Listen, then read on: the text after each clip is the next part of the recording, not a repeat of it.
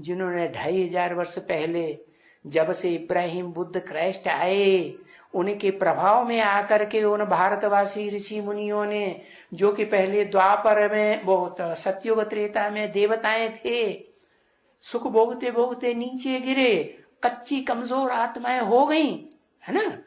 और वो नई नई आत्माएं उतरी आत्मलोक से, इब्राहिम बुद्ध क्राइस्ट, उनकी चक्करी में आ गई। क्यों चक्करी में आ गई?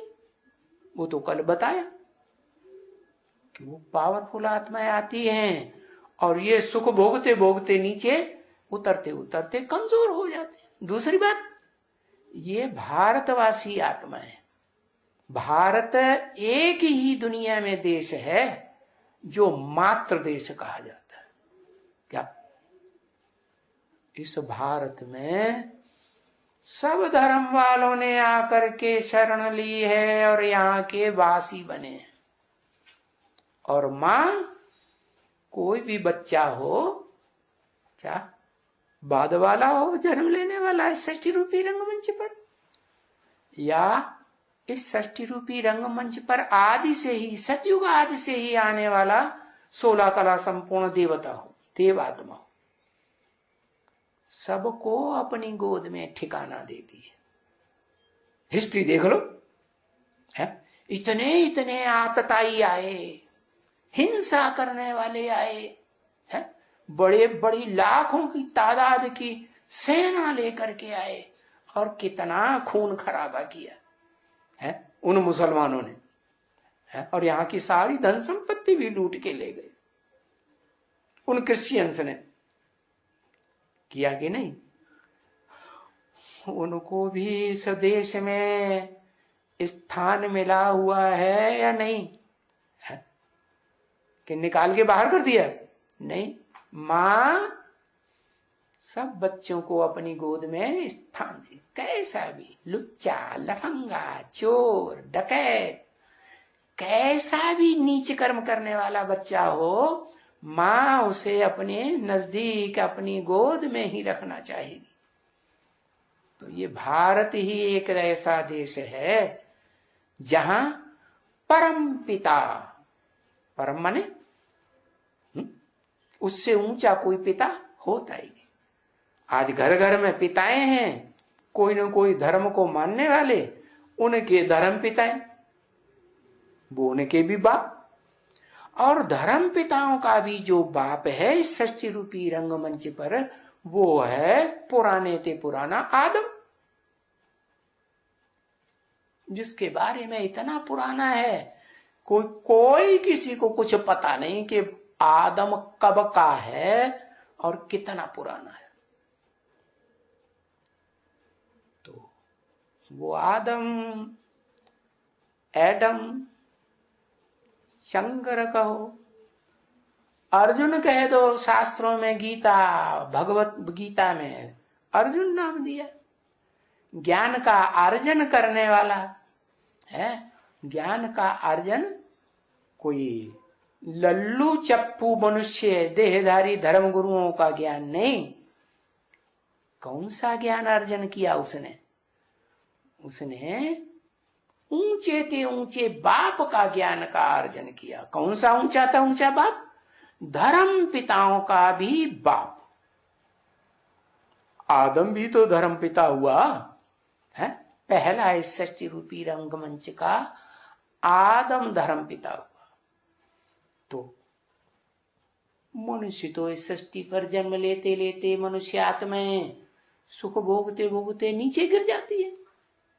जब नीचे गिर जाती हैं तो पतित बन जाती है, भ्रष्टाचारी बन जाती है, भ्रष्ट इंद्रियों से संतान पैदा करने वाली बन जाती है।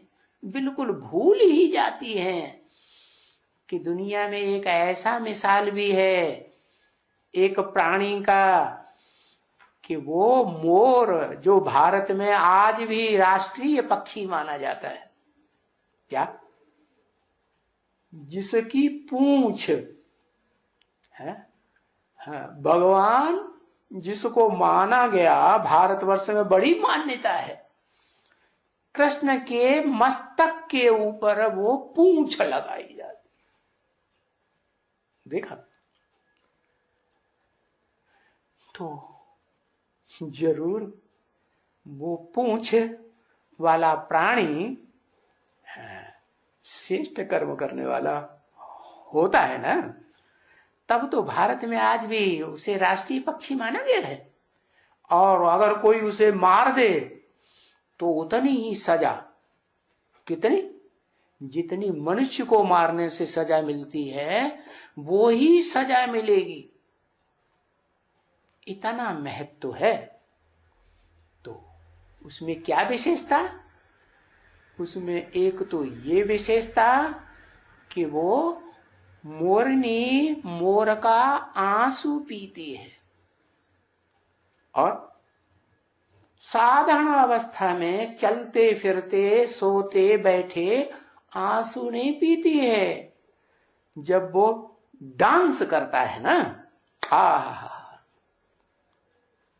दुनिया में जितने भी प्राणी हैं, पशु पक्षी मनुष्य, इतना बढ़िया सुहाना डांस और किसी का नहीं। उन्होंने वो छमक छमक समझ लिया डांस, क्या जो आजकल फिल्मों में दिखाए रहे हैं, बड़ी नचकैया करते हैं कमर मटकाए मटकाए के।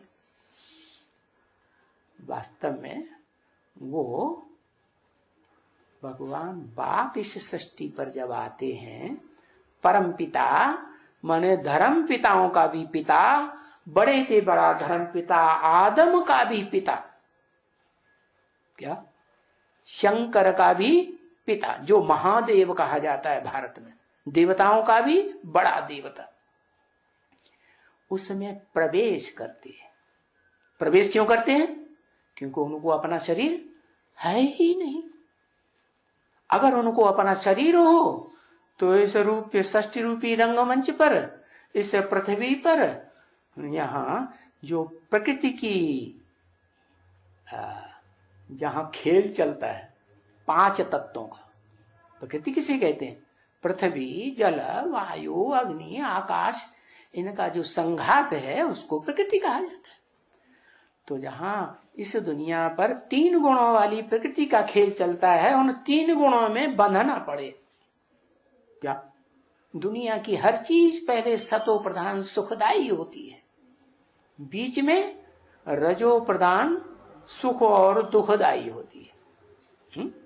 सुख कम और दुख बढ़ता जाता, और जब तमो प्रधान बनती तो दुख बहुत और सुख बहुत थोड़ा।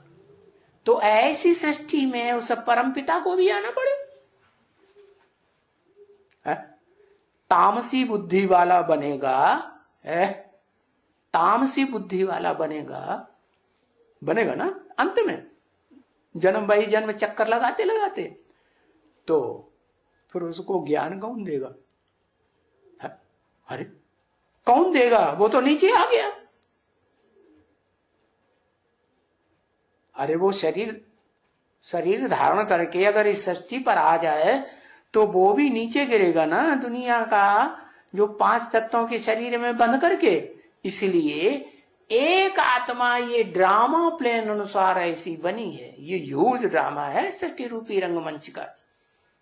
क्या दुनिया में छोटे मोटे ड्रामा खेलते हैं मनुष्य, वो ड्रामा नहीं, ह्यूज ड्रामा है। इससे बड़ा ड्रामा और कोई होता नहीं। और इसका डायरेक्टर भी बड़े से बड़ा डायरेक्टर, और वो डायरेक्टर शिव सुप्रीम सोल, वो पर्दे के पीछे रह करके प्रॉम्प्टिंग करता है। क्या जो ड्रामाबाजी सीखने वाले होते हैं ना, वो जानते हैं कि ड्रामा जो है वो रंगमंच पर खेलने वाले अच्छे से अच्छे खिलाड़ी, पार्टधारी, वो तो देखने में आते हैं, लेकिन उनको प्रॉम्प्टिंग करने वाला, डायरेक्शन देने वाला पर्दे के पीछे रहता है सदैव। तो वो सुप्रीम सोल कभी इन आंखों से देखने में आता नहीं। हाँ, वो प्रवेश करता है। तो जिस आदम के तन में प्रवेश करता है शंकर में वो आदम ही है अर्जुन, ज्ञान का सबसे जास्ती अर्जन करने वाला। क्यों? ईश्वर के ज्ञान का जो अर्जन करेगा वो ही जन्म जन्मांतर का राजयोग की विद्या सीख करके राजा बनेगा। और वो भगवान की सिखाई हुई राजाई लेने वाला आदम, वो महादेव शंकर, अरे वो शंकर इस सृष्टि पर आदि से लेकर सतयुग से कलयुग के अंत तक राजा बनता है। क्या सिर्फ कहां? हाँ, वहां जहां प्रजातंत्र राज्य चलता है, वहां प्रजा का राज्य चलता है। वो राजाओं का राज्य नहीं है। जो राजाई का ज्ञान परम पिता शिव ने सिखाया था सृष्टि के आदि में, क्या कलयुग के अंत और सतयुग के आदि में सिखाया था। और वो ऐसे नहीं कि बस 4 युगों के आदि में एक बार ही सिखाने के लिए आता है, नहीं, गाया हुआ है। क्या गाया हुआ है? तुलसीदास ने शास्त्र में लिखा ना, रामायण में, कल्प कल्प लगे प्रभु अवतार। हर कल्प में प्रभु का जन्म होता है, लेकिन उन्होंने डाल दिया उसे त्रेता युग में। जैसे शास्त्रकारों ने कृष्ण को भगवान बनाई दिया 16 कला संपूर्ण को, और उनको डाल दिया द्वापर युग में, अंत में, द्वापर के अंत में डाल दिया और शरीर छोड़ के चले गए। कैसे? बहेलिये ने तीर मारा और घायल हुए और शरीर छूट गया। भारी भगवान! अरे भगवान जन्म मृत्यु से परे होगा, भगवान की भी जन्म मृत्यु होती है क्या? है? भगवान को जन्म मृत्यु के चक्कर से छुड़ाने वाला माना जाएगा या खुद जन्म मृत्यु के चक्कर में आने वाला माना जाएगा? नहीं, वो तो जन्म मृत्यु के चक्कर से छुड़ाने वाला, जन्म मृत्यु का दुख से छुड़ाने वाला है। तो वो इस सृष्टि रूपी रंगमंच पर क्या चारों सीन में सतयुग त्रेता द्वापर कलयुग में पार्टी ही नहीं बजाता। वो तो सिर्फ जैसे और धर्म पिताएं इस सृष्टि रूपी रंगमंच पर आते हैं 100 साल के अंदर ज्यादा से ज्यादा, कोई भी धर्म पिता हो, 100 साल के अंदर उन्होंने अपना अपना धर्म स्थापन करके अपना काम पूरा किया। ऐसे ही वो निराकार शिव ज्योति सृष्टि रूपी रंगमंच पर कलयुग के अंत में और सतयुग के आदि काल में 100 साल के संगम युग में आती है। थोड़ा टाइम कलयुग का अंत का और थोड़ा टाइम सतयुग के आदि का, और 100 वर्ष के अंदर आदि सनातन देवी देवता धर्म की स्थापना करके काम पूरा कर लेती। कैसे? ज्ञान सुनाकर। अरे वो और क्या दे सकती है? वो तो ज्ञान का अखूट भंडार है ना, निराकार है ना। तो निराकार बाप से क्या वर्षा चाहिए? ऊंचते ऊंच बाप है ना, तो ऊंचते ऊंच वर्षा देगा या अल्पकाल का वर्षा देगा? ऊंचते ऊंच वर्षा देगा। ऊंचते ऊंच वर्षा है ज्ञान का अखूट भंडार। तो उस ज्ञान के अखूट भंडार को नंबरवार धारण करेंगे या सब एक जैसा धारण करेंगे? नंबरवार ही धारण करेंगे। क्लास में जो स्टूडेंट्स होते हैं, पढ़ने वाले, सब एक जैसे होते हैं क्या? नहीं। नंबरवार होते हैं। हाँ, कभी कभी ऐसा होता है कि जो अव्वल नंबर में पास होता है उसके बाद कोई दोबारा कापियां जांची जाए तो कोई और प्लस में निकल पड़ता है। तो ऐसे ही है कि वो परमपिता परमात्मा शिव जब इस सृष्टि पर आते हैं तो अपना साथी किसी को बनाएंगे, जीवन साथी। जब बढ़िया परिवार बनाने के लिए कोई पहला पहला जीवन साथी बनाया जाएगा ना, है? हाँ, तो उसको कहा जाता है परमात्मा। इसलिए कहते हैं परम पिता परमात्मा। ऐसे कभी नहीं कहते परमात्मा परम पिता, कहते हैं? नहीं कहते। तो वो परमात्मा कौन है?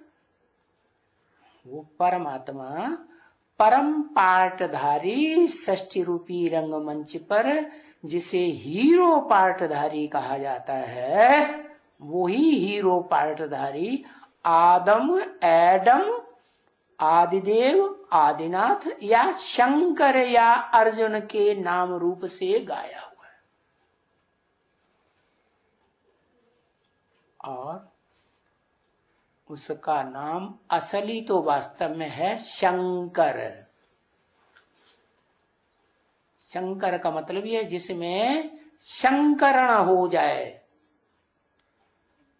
कई आत्माओं का। आदम के शरीर में क्या एक तो शिव सुप्रीम सोल प्रवेश करता है? तो संकरण हुआ ना। एक कैसी आत्मा? अकर्ता, अभोक्ता, अजन्मा है। हाँ, आत्माओं में सबसे सर्वोच्च आत्मा, इसलिए कहते हैं परमात्मा। आत्मा को कहते हैं पुरुष, परम पुरुष। तो परम पुरुष है, इस सृष्टि पर आता है तो उसे जरूर परिवार बनाने के लिए आएगा ना। परिवार बना, जैसे और धर्म पिताएं आते हैं अपना धर्म का परिवार बनाते हैं, तो परम पिता भी इस सृष्टि पर आकर के आदम में, एडम में या शंकर में प्रवेश करके मूर्तिमान चाहिए ना। उसको मूर्ति नहीं है अपनी, शिव को, वो तो निराकार ज्योति है ना। उसका नाम ही है शिव। शिव माने कल्याणकारी। अगर उसको अपना शरीर हो है, तो शरीर तो इस दुनिया में गर्भ से पैदा होते हैं ना। तो गर्भ से जन्म लेने वाला तो सुख दुख भोगेगा। तो वो तो सुख दुख से सदा परे है। प्रवेश करके पार्ट बजाता है तो भी न सुख भोगता है न दुख भोगता। सुख दुख तब भोगे, वो आत्मा भोगे जिसको संग का रंग लगता हो। क्या? जिस शरीर से सुख भोगा जाता है ना, तो उसके साथ लगाव लग जाता है ना।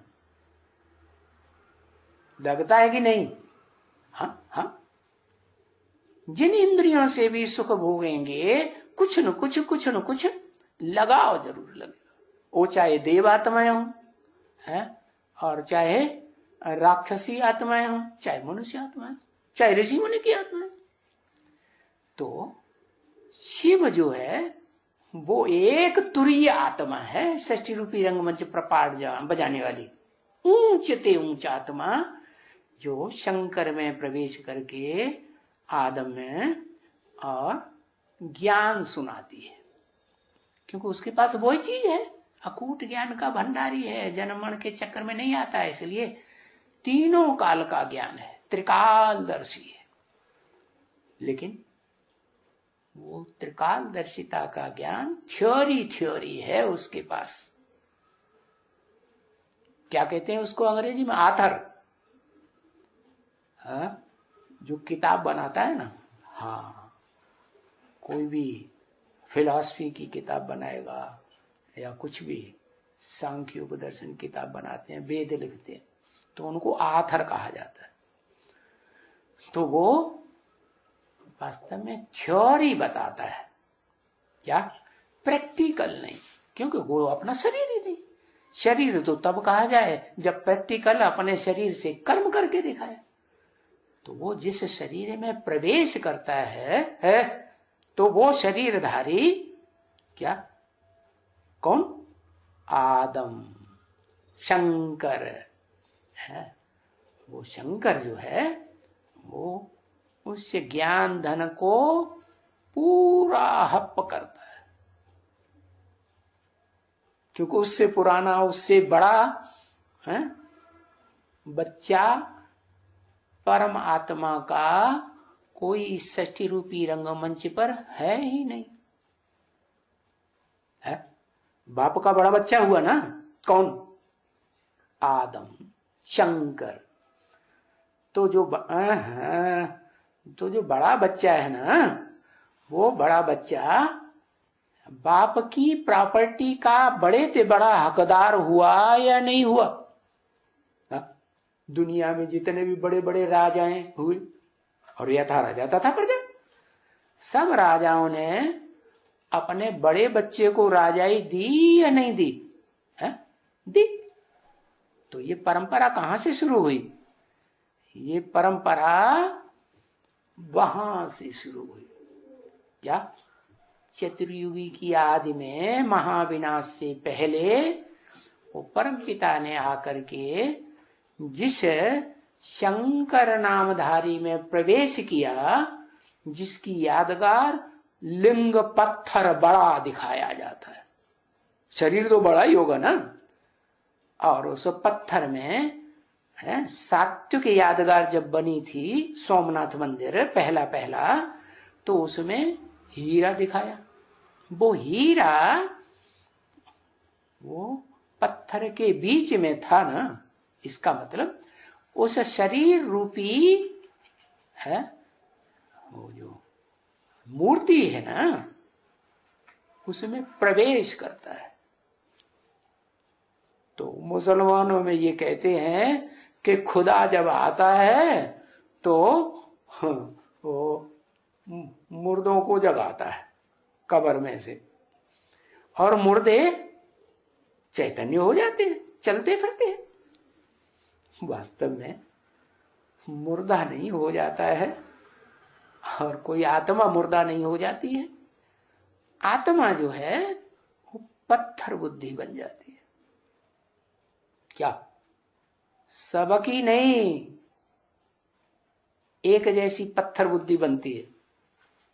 क्योंकि नई नई जो आत्माएं उतरती है ना कलयुग के अंत में आत्मलोक से, वो तो अच्छी बुद्धि होगी या पत्थर बुद्धि होगी? हाँ, तीखी बुद्धि होती है। वो नई आत्माएं जो भी उतरती हैं उनका दुनिया में नाम वाला हो जाता है, क्योंकि बुद्धि की तीखी होती है ना, इसलिए। तो सभी आत्माएं एक जैसी अंत में आकर के पत्थर बुद्धि नहीं बनती। लेकिन कौन आत्मा सबसे जास्ती पत्थर बुद्धि बनती है? जो सबसे पुरानी इस षष्ठी रूपी रंगमंच पर पार्ट बजाने वाली आत्मा है, वो आदम शंकर महादेव, देवताओं से भी बड़ा देवता, सबसे पुराना।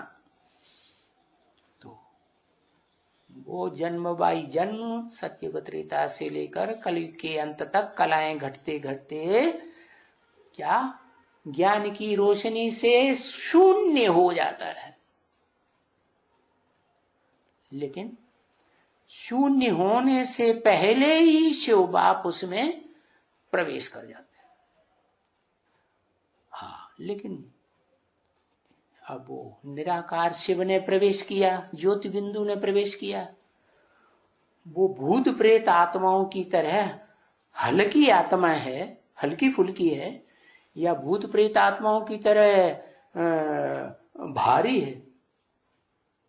भूत प्रेत आत्माएं प्रवेश करती हैं तो झटका लगता है, चेहरा मोरा बदल जाता है। पावरफुल होती है ना, उनका सूक्ष्म शरीर होता है। तो उनका वजन महसूस होता है। लेकिन शिव को तो शरीर, सूक्ष्म शरीर भी नहीं, स्थूल शरीर भी नहीं, तो जिसमें प्रवेश करता है उसको पता ही नहीं चलता कब प्रवेश किया और कब निकल जाए। क्योंकि ये तो ठीक है, दुनिया में जो भी मनुष्य आते हैं उनका कोई एक मुकर्रर एड्रेस होता है, मुकर्रर मकान होता है जिसमें वो रहते हैं। ऐसे ही शिव परमात्मा का वो आदम का, अर्जुन का शरीर रूपी रथ है, उन 100 साल के लिए मुकर्रर रथ है। अब ऐसे नहीं है कि वो सदैव रथ में बैठा रहेगा, नहीं, वो बैल कहा जाता है। इसलिए शिव के मंदिरों में कौन सा जानवर दिखाया जाता है? बैल दिखाया जाता है। इसलिए उस बैल को नाम रख दिया है पशुपतिनाथ। क्या? पशुओं का पति। पति क्या करता है? भारत में एक परंपरा है वो आदि की चलाई हुई कि पति जब शादी करता है तो जो जीवन संगिनी बनती है उसकी नाक में नथनियां डाल देती है। देखी कि नहीं कभी?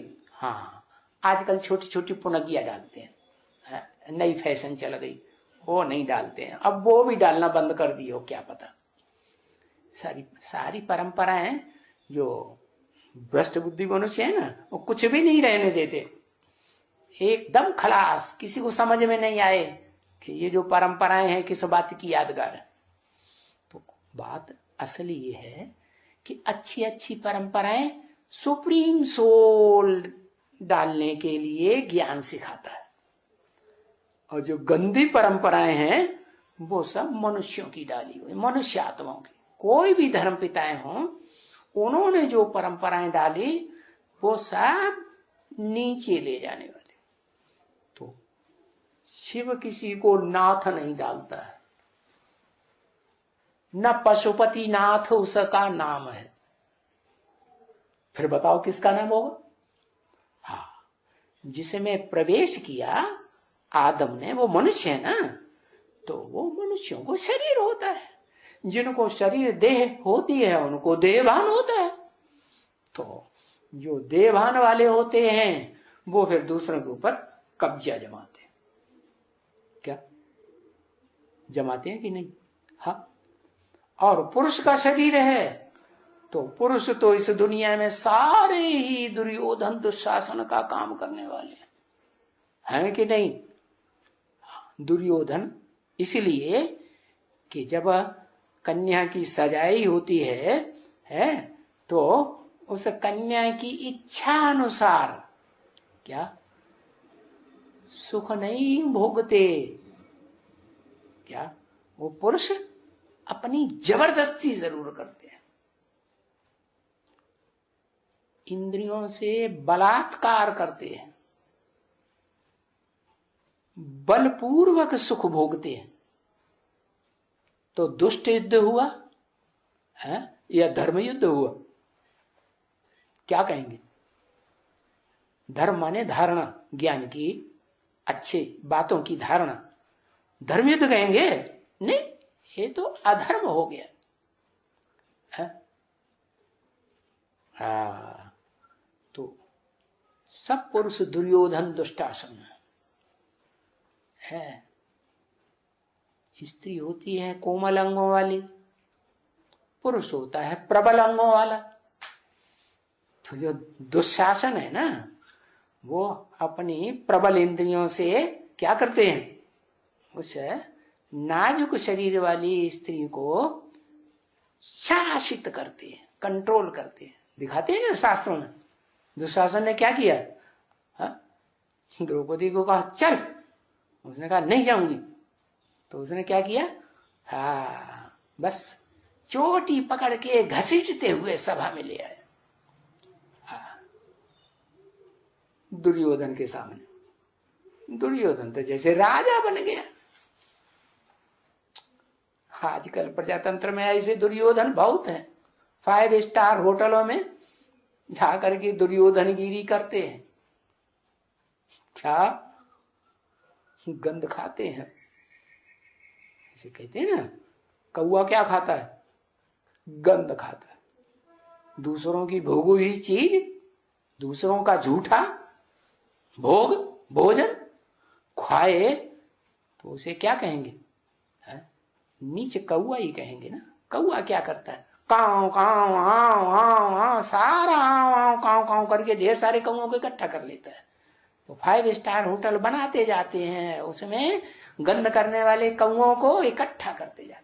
साधारण लोग तो नहीं वहां जाकर के प्रजा, आज की भारत की प्रजा है ना 70% गरीब किसान, वो 5 स्टार होटलों में जाकर के जिंदगी बिताते हैं?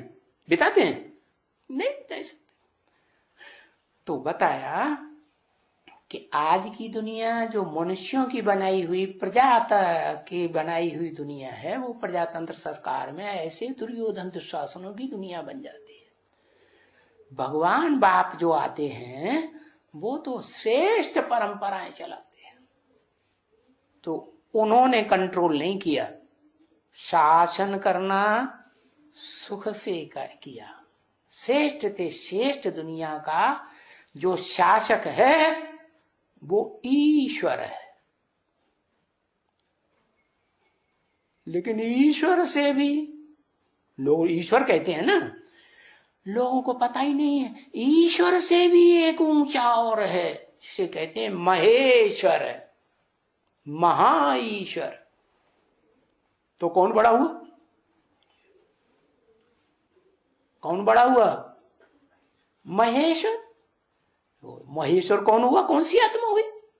हाँ, वही जो जन्म मरण के चक्र में कभी नहीं आती, गर्भ से जन्म कभी नहीं लेती। ऐसे नहीं एक तरफ शास्त्रकारों ने बता दिया कृष्ण भगवान अथवा विष्णु भगवान है वो अजन्मा है, अकर्ता है, अव्यक्त है, और फिर सारा उल्टा दिखाई देते हैं। जन्म मरण के चक्कर से न्यारे हैं, फिर उनको मरता हुआ दिखा देते हैं, फिर उनको माता के गर्भ से जन्म लेता हुआ दिखा देते हैं। अरे ये सब क्या चरियाई खरियाई लगाई हुई है। असली बात जो है, कै समझे कवि कै समझे रवि। मतलब या तो जिस कवि ने वो ओरली गीता ज्ञान सुनाया था, गीता ज्ञान सुना करके देवी देवता सनातन धर्म बनाया था, नर को नारायण जैसा बनाया था, तो देवता बनाया था ना, तो देवी देवता धर्म हुआ ना। भूल गए, कहते हैं हम सनातन धर्म के हैं। सनातन माने पुराना। अरे सनातन धर्म के हैं तो ये भी तो जानना चाहिए वो सनातन धर्म के देवताएं थे क्या? वो देवी देवताओं का आदि सनातन धर्म असली था। अभी तो इस दुनिया में वही देवात्माएं जन्म मरण के चक्र में आते आते सुख देह का भोगते भोगते वो देहधारी धर्म पिताओं के चक्कर में आ गए, विदेशी विधर्मियों के, और मात्र देश के होने के कारण उनमें वो संस्कार माता के भरे हुए हैं। क्या कोई बरगलाना चाहता है तो बस बरगलाने में आ जाते हैं। क्यों? क्योंकि माता उदार चित्त होती है। क्या बच्चों का दुख नहीं देख पाती है, बहुत दुखी होते हैं तो माँ की आगे बुद्धि बहुत खराब हो जाती, कुछ भी कर लेती है।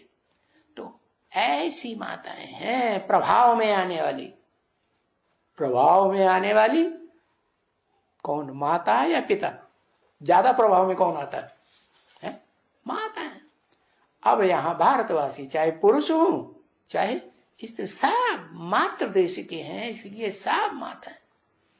वो 33 करोड़ देवात्माएं गाई जाती हैं जो इस षष्ठी रूपी रंगमंच पर द्वैतवादी द्वापर युग जब शुरू होता है, दूसरे धर्म के धर्म पिताएं 2500 साल से इस सृष्टि पर आते हैं नर के रूप में, मनुष्य के रूप में, और नर के रूप में वो नरक बनाते हैं इस दुनिया को। कि स्वर्ग बनाते हैं? क्या बनाते हैं? नरक बनाते हैं। तो वो नरक बनाने वाले के प्रभाव में आकर के भारतवासी देवताएं नीचे गिर जाते हैं। जैसे कोई स्त्री है और कोई दुष्ट व्यक्ति है, चोर डकैत होते हैं ना, जैसे रावण जैसे। रावण क्या करता? चोरी डकैती करता था ना, है? कुबेर की डकैती डाल दी, जबरदस्ती सारा छीन के ले लिया है? और राम की चोरी कर ली, तो चोर डकैत हुआ ना। तो पराई स्त्री को चुराना, जबरदस्ती खींच लेना, ये सारी डकैती हुई ना। तो ये काम जो है करने वाले वो दुर्योधन दुशासन जो कहे जाते हैं महाभारत में, वो ये धर्म पिताएं इस सृष्टि पर जब से आए हैं तब से ऐसी दुनिया बनी जहां जन्म लेते लेते वो देव आत्माएं भ्रष्ट बुद्धि बन गई। और भ्रष्ट बुद्धि बनते बनते सबसे पुराना देवता होगा वो ज्यादा भ्रष्ट बनेगा, या बाद में त्रेता के अंत में आने वाला ज्यादा भ्रष्ट बनेगा? सबसे पुराना तो वही आदम वाली आत्मा जिसमें भ्रष्ट होने से थोड़ा समय पहले शिव बाप प्रवेश करते हैं और गीता ज्ञान सुनाते हैं। उसे पता ही नहीं चलता कि मेरे अंदर कौन ज्ञान सुनाता है। तो वो आत्मा क्या करती है? वो समझती है कि मैं ही बड़ा पुरुषार्थी हूं, मैं बड़ा ज्ञानी हूं। दादा लेखराज को कोई ने दुनिया में, कोई धर्म पिता ने, बड़े बड़े विद्वान पंडित आचार्यों ने, बनारस में भी कोई ने सच्ची बात नहीं बताई, विश्वास नहीं बैठा। और मैंने तो बताई दिया।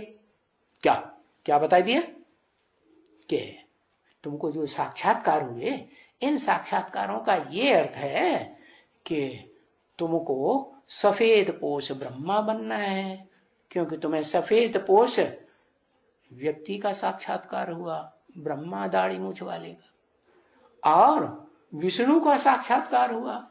इसका मतलब अब सतयुगी नई दुनिया आने वाली है, वहां तुमको कृष्ण के रूप में जन्म लेना। कृष्ण का साक्षात्कार हुआ तो, और विनाश का भी साक्षात्कार हुआ। तो उन्होंने सारी बातें क्लियर कर दी और दादा लेखराज को विश्वास बैठ गया। तो उन्होंने खुद जाना, बताने वाले ना, कि मेरी आत्मा ने ये करिश्मा किया जो बड़े बड़े विद्वान पंडित आचार्यों ने नई बात बता पाई, संतुष्ट नहीं कर पाया, या कोई और हस्ती है जो उसके अंदर काम कर रही थी। नहीं जाना। क्योंकि उसको क्यों नहीं जाना? क्योंकि वो आत्मा है, हल्की फुल्की ज्योति बिंदु आत्मा, ज्योतिर्लिंग, स्फुरलिंग कहो, तो पता ही नहीं चलता। तो उनकी बुद्धि में तो वही शास्त्रों का ज्ञान भरा हुआ था। उन्होंने समझा मैं ही भगवान हूं। बस सत्संग में जो भी कन्याएं माताएं इकट्ठी हुई, बस उन्होंने, जैसे आज के शंकराचार्य होते हैं या कोई भी बड़े बड़े सन्यासी होते हैं, वो अंदर से तो जानते हैं कि हमारी इंद्रियां, हमारा मन कंट्रोल में नहीं है, और जब कोई सुंदर स्त्री संपर्क में, संसर्ग में आती है सेवा करने वाली, एकांत में फंस गई तो उल्टा पलटा काम कर लेती। बाकी ये है बड़ों बड़ों की गुप्त रहती है, रहती कि नहीं, और साधारण लोग हैं तो उनकी प्रत्यक्ष हो जाती है। लोग डरते नहीं है साधारण आदमी से, हो अल्लाह मचाए देते हैं और वो बेचारा बदनाम हो जाता है। और बड़ा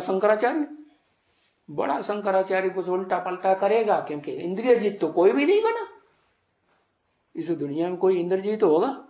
इंद्रियों को जीतना तो सिवाय परमपिता के, शिव के, और कोई सिखा ही नहीं सकता। वो राजयोग का ज्ञान परमपिता शिव सिर्फ आत्माओं में, जन्म मरण के चक्र में आने वाली आत्माओं में, जो बड़ा बच्चा है महादेव की आत्मा, जिसे कहते हैं त्रिनेत्री, जिसका पहले पहले संसार रूपी है दुनिया में वो क्या कहते हैं, नेत्र खुलता है ज्ञान का। ये आंखें स्थूल आंखों को ज्ञान नेत्र नहीं कहेंगे। क्या? ज्ञान नेत्र। तीसरा बुद्ध रूपी नेत्र, ऐसा बुद्ध रूपी नेत्र जो अंतिम जन्म में सुख भोगते भोगते चारों युगों में जन्म लेते लेते पत्थर बुद्धि बन जाती है आत्मा। बुद्धि माने आत्मा, मन बुद्धि का संयोग जो है इस सृष्टि पर आत्मा कहा जाता है। तो वो आत्मा जो है अंतिम जन्म में आदम की क्या बन गई? टोटल पत्थर। उस पत्थर को लोग पूजते हैं, पूजते हैं कि नहीं शिव के मंदिर में। और उस पत्थर में जो सात्विक यादगार बने, उसमें वो आत्मा की यादगार क्या? हीरा दिखाया। वो भी पत्थर का होता है कि नहीं? हीरा भी तो पत्थर का होता है। तो वास्तव में वो हीरा पत्थर का ये यादगार बताता है कि शिव कोई पत्थर बुद्धि हीरा नहीं बनता है। वो इस सृष्टि रूपी रंगमंच पर हीरो पाटधारी नहीं है। वो जिसमें प्रवेश करता है उसको इस सृष्टि रूपी रंगमंच का हीरो पाटधारी बनाता है। समझ में आ रहा है कि नहीं? तो वो हीरो पाटधारी आत्मा जो है वो ही आदि नारायण कही जाती है। कैसा आदि नारायण? जिसे सृष्टि रूपी रंगमंच पर असली विष्णु कहें। विष्णु माने स्त्री और पुरुष दोनों के संस्कार मिलकर के एक हो जाते हैं। कितनी स्टेज तक ऊंचे संस्कार बनते हैं? इतनी ऊंची स्टेज के संस्कार बनते हैं कि आज के ऋषि मुनि सन्यासी जिसे विष्णु समझते हैं वो विष्णु लक्ष्मी नारायण के कंबाइंड रूप को समझते हैं। क्या? 16 कला संपूर्ण नारायण, 16 कला संपूर्ण लक्ष्मी। लेकिन उनको भी जन्म देने वाला वो आदि नारायण और आदि नारायण, आदि देवी, आदि देव, हाँ, जिनको कहा जाता है शंकर पार्वती कहा जाता है ना। पार्वती नाम का अर्थ ही है पार लगाने वाली। इस सृष्टि रूपी रंगमंच पर जो भी देहधारी पुरुष मात्र हैं या स्त्री चोलेधारी हैं, सबको पार लगाने वाली। क्या? क्या?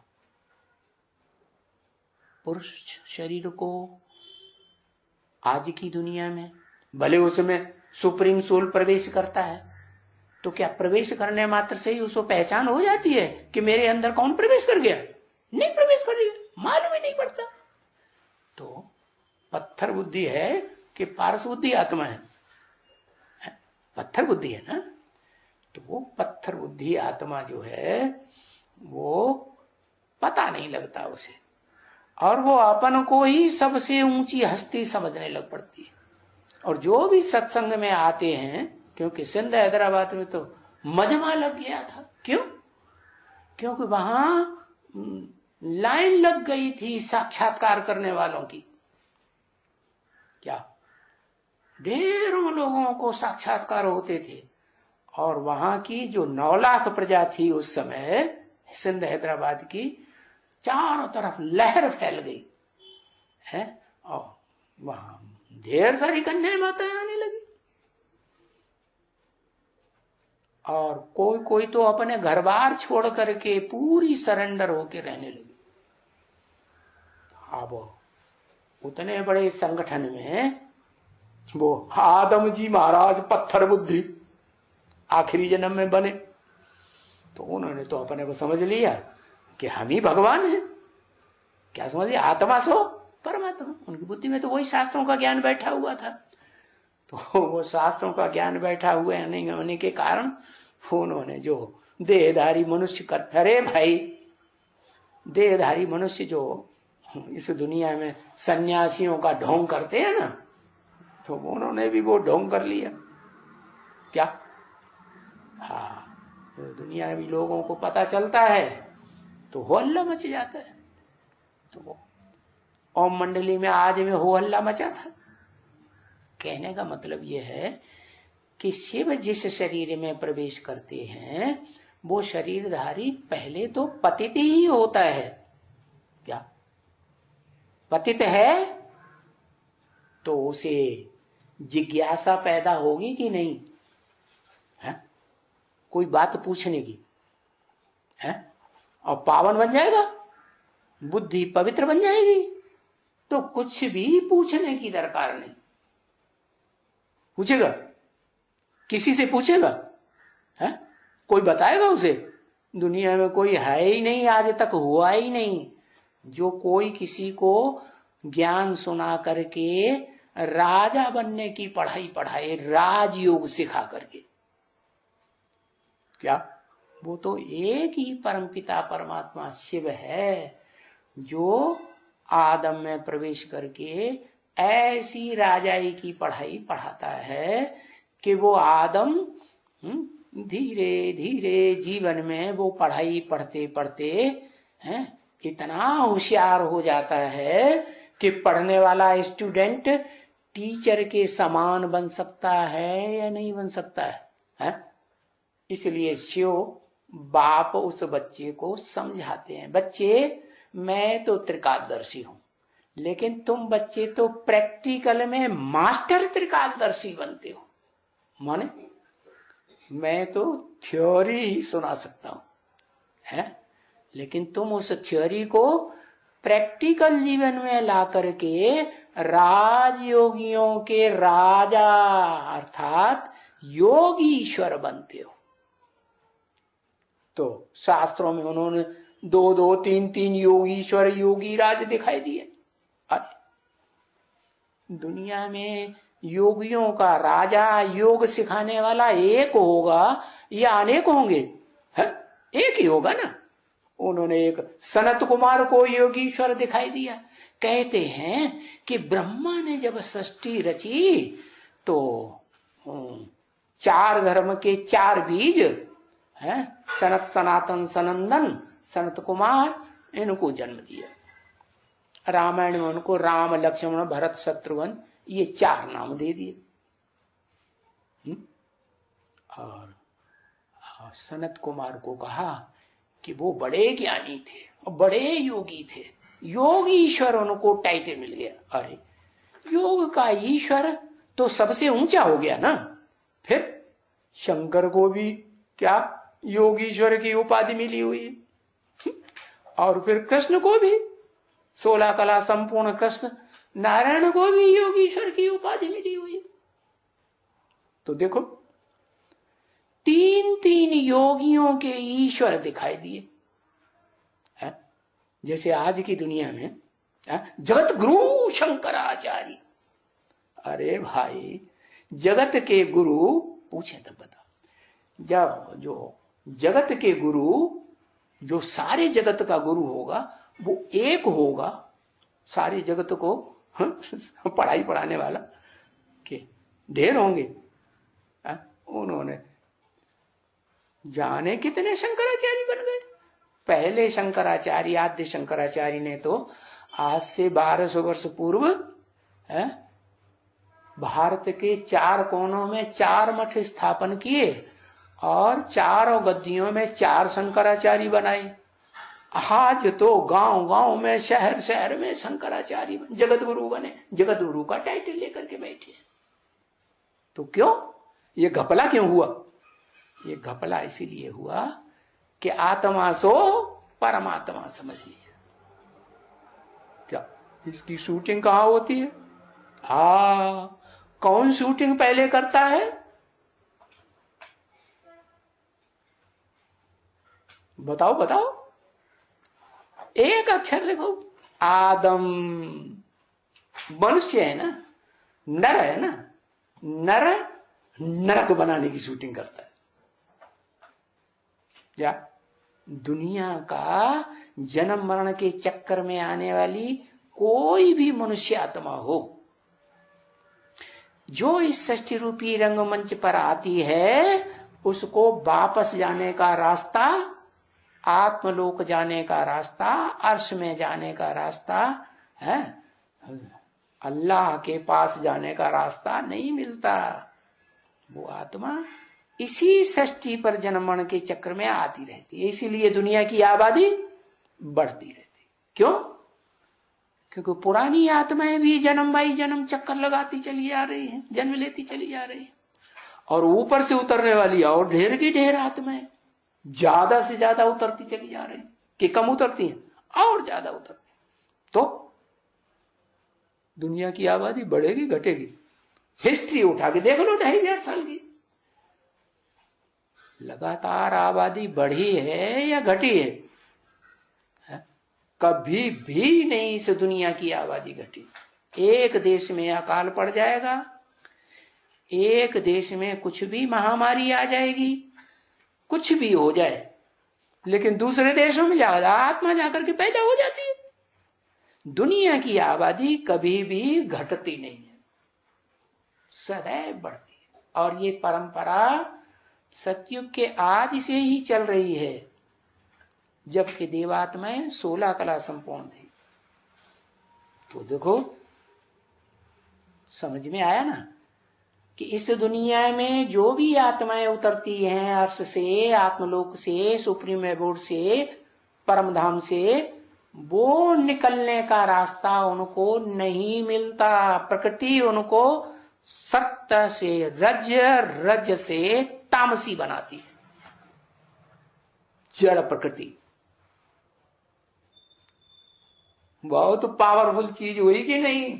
हाँ, उससे जास्ती पावरफुल दुनिया में और कोई हस्ती नहीं। लोग समझते हैं 5 जड़ तत्व हैं, उनका संघात ही प्रकृति होगी। नहीं, जैसे सूरज चांद सितारे हैं, और जो धरती है, और जो समंदर है, पर्वत हैं, नदियां हैं, पोखरे हैं, तालाब हैं, ये सब जड़ हैं। ऐसे ही शास्त्रों में उनका पर्सोनिफिकेशन दिखाया हुआ है, समझा? व्यक्तित्व दिखाया हुआ है। लोग नहीं जानते हैं इस बात को, न टैली कर सके। विदेशी शास्त्रकारों ने आकर के भारत के शास्त्रों का आलोड़न किया, और उनकी बुद्धि शुद्ध थी तो उन्होंने ये शब्द लगाया है, पर्सोनिफिकेशन इस नदी का हुआ है? हाँ, इस पौधे का पर्सोनिफिकेशन हुआ है, इस समंदर का पर्सोनिफिकेशन हुआ। ऐसी बातें बोली, लेकिन यहाँ के जो जट बुद्धि शास्त्रकार हैं, ऋषि मुनि सन्यासी हैं, बड़े बड़े विद्वान पंडित आचार्य, वो इन बातों को मानने के लिए तैयार ही नहीं। तो वो तो समझते हैं नहीं, वो जो सूर्य है वही भगवान है। हाँ, उसको सवेरे को उठ करके जल चढ़ाना चाहिए, गंगा जी का जल। हाँ, नमस्कार करना चाहिए। अरे भाई, जड़ को नमस्कार करने से कुछ फायदा होगा? है? नमस्कार करने का मतलब ये थोड़ा ही कि हाथ जोड़ दिए, सर झुका दिया तो नमस्कार हो गया। नमस्कार का मतलब ही है नमः माने झुकना। क्या? नमस्ते का मतलब है आपको मेरी बुद्धि झुक गई, बुद्धि झुक गई तो वाचा भी झुक गई, दृष्टि भी झुक गई। आपसे आंख मिला करके मैं कभी भी दुश्मनी मोल नहीं ले सकता, मैं सरेंडर हो गया। उसको कहते हैं हाथ जोड़ना और नमन करना, दंडवत प्रणाम करना। साक्षात लेट जाते हैं हाथ पांव फैला करके, हाँ, शरीर के सारे अंगों से। अरे इससे कुछ होगा? यहां सामने हाथ जोड़ दिए हैं, माथा झुका दिया और पीछे गए, हराम ज्यादा सारा जाना क्या क्या सुनाता था, गालियां देने लग पड़े। तो ये झुकना नहीं है, झुकना है एक बार आत्मा मन बुद्धि को झुका दिया तो फिर जीवन पर्यंत कभी भी क्रॉस न करे। तो उसको कहते हैं गुरु बनाया, और वो गुरु ही सच्चा गुरु है। कौन सा गुरु?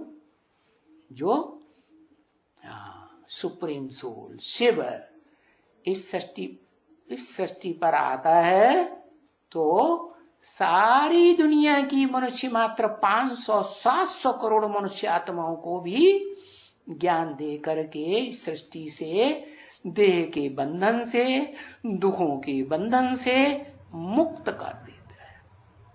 आत्मा मुक्त होकर के बाप के घर में परम धाम में भागती है।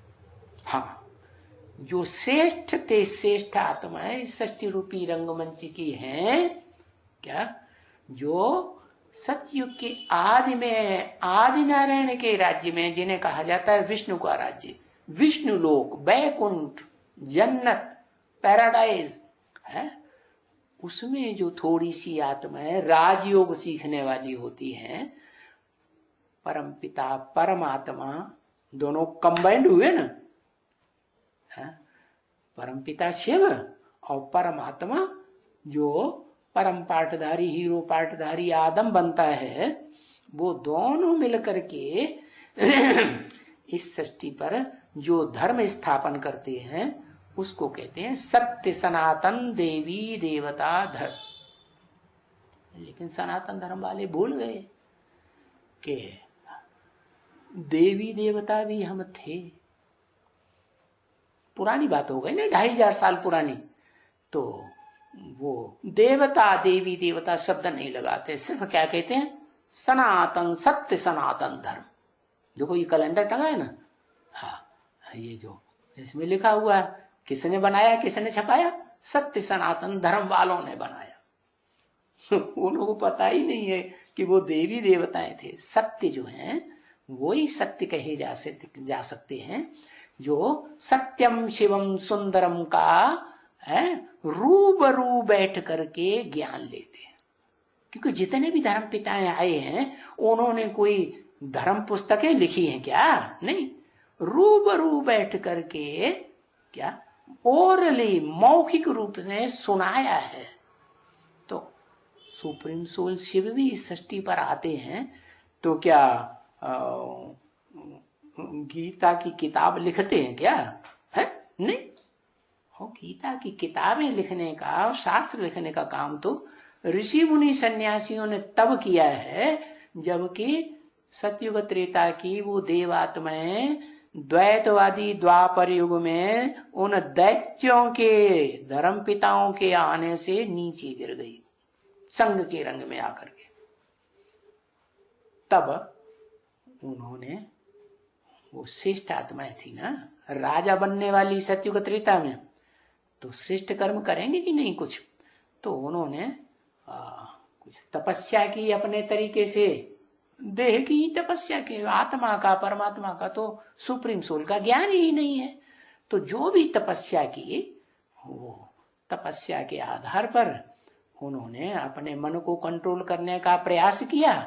तो जितना जो कुछ प्रयास किया उसका फल ये हुआ कि उनकी बुद्धि शुद्ध बनी, क्योंकि पवित्र रहते, औरों के मुकाबले ज्यादा पवित्रता धारण की।